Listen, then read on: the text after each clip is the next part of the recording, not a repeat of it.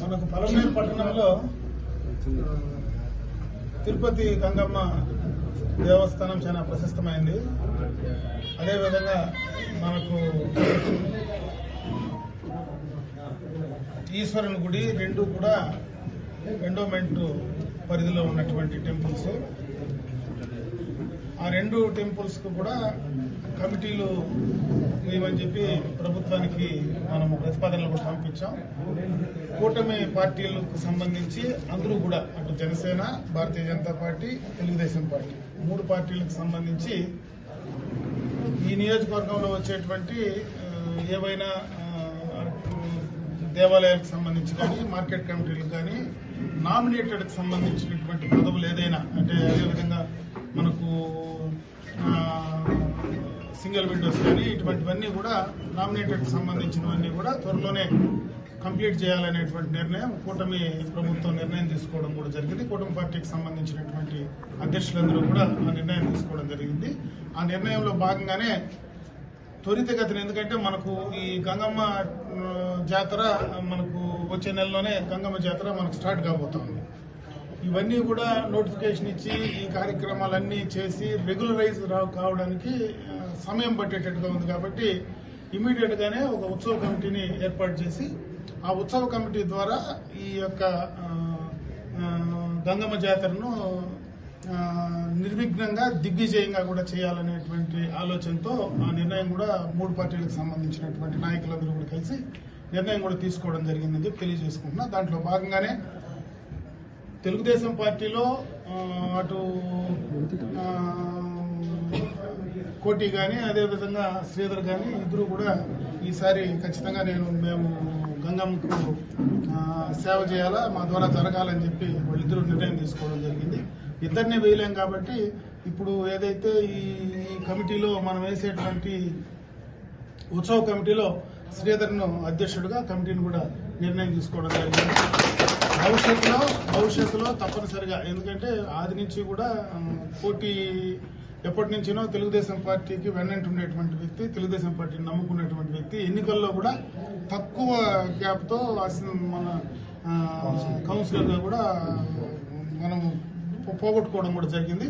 కాబట్టి తప్పనిసరిగా ఆయనకు రాబోయే కాలంలో ఖచ్చితంగా ఆయన్ని కూడా దృష్టిలో పెట్టుకొని చేసే కార్యక్రమం 100% చేస్తామని చెప్పి తెలియజేసుకుంటూ, ఇప్పుడు అందరూ కూడా సహకరించి అటు మూడు పార్టీ నాయకులు కావచ్చు, తెలుగుదేశం పార్టీలో ఉండేటువంటి మిగతా నాయకులందరూ కూడా కలిసికట్టుగా ఈ యొక్క జాతరను దిగ్విజయంగా చేయాలా. ఎందుకంటే పట్టణంలో చాలా మంది భక్తులు, అమ్మవారి పైన నమ్మకంతో ఉండేటువంటి భక్తులు చాలా మంది పట్టణంలో నమ్మకం ఉంది.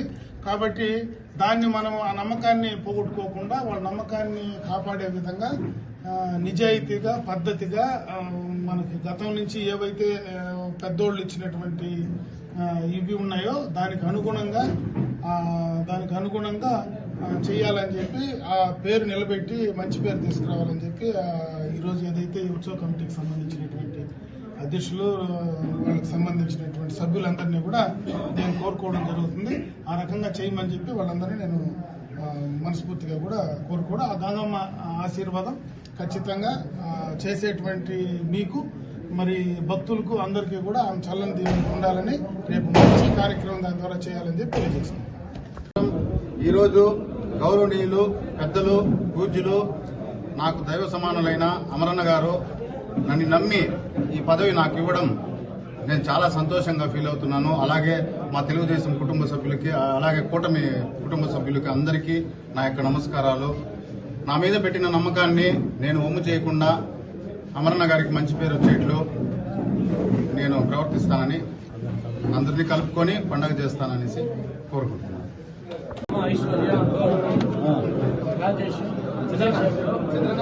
బీజేపీ అయినా టెంపుల్ పోయినా లేరు.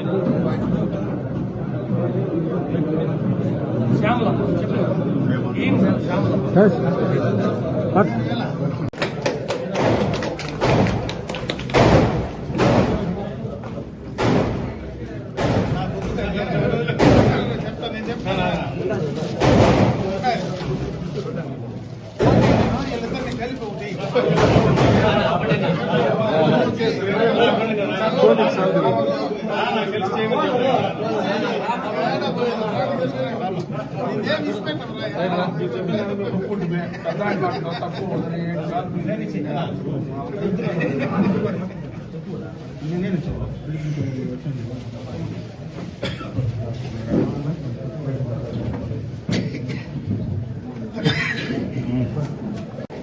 మన పలమనేరు శాసనసభ్యులు మాజీ మంత్రులు అమర్నాథ్ అజయ్ వాళ్ళు స్వార్థాలతో చల్లని జీవనంతో ఈ రోజు ఎంతో చరిత్ర గల పలమనేరు తిరుపతి సంగమ అంటే 3 రాష్ట్రాల త్రివేణి సంగంలాగా ఇక్కడ ఈ జాతరకి ఎంతో ప్రసిద్ధ పేరు ప్రఖ్యాతం దాదాపు 200 సంవత్సరాలైనా దానికి మా పెద్దలు ప్రీతం అమరన్న గారి ద్వారా శ్రీధర్ గారిని అధ్యక్షులుగా మిగిలిన మెంబర్లే కె విజయశేఖరు పి శ్యామలమ్మ ఐశ్వర్య రోహిణి నాగరాణి ఈశ్వర్ ప్రసాద్ రాజేష్ ఆనంద తీర్థరావు వీళ్ళంతా పార్టీలు కలుసుకొని కమిటీ ఎండోమెంట్ కమిటీని ఎన్నుకోవడం జరిగింది. మేమందరూ కూడా పలమనేరు తెలుగుదేశం పార్టీ మున్సిపాలిటీ తరఫున అమరన్న గారికి ప్రత్యేక కృతజ్ఞతలు తెలియజేస్తున్నాం.